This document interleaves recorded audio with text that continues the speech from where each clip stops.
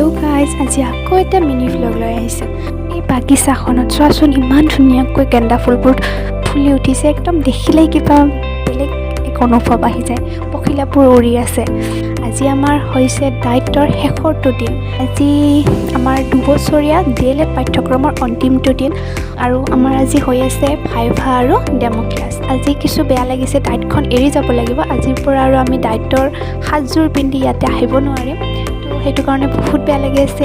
এটা দুখ, আজি আমাৰ শেষৰ দিনটোত সকলো ট্ৰেইনিকে লগ নোপোৱাৰ দুখ, কাৰণ সকলোৰে এদিনতে নাথাকে।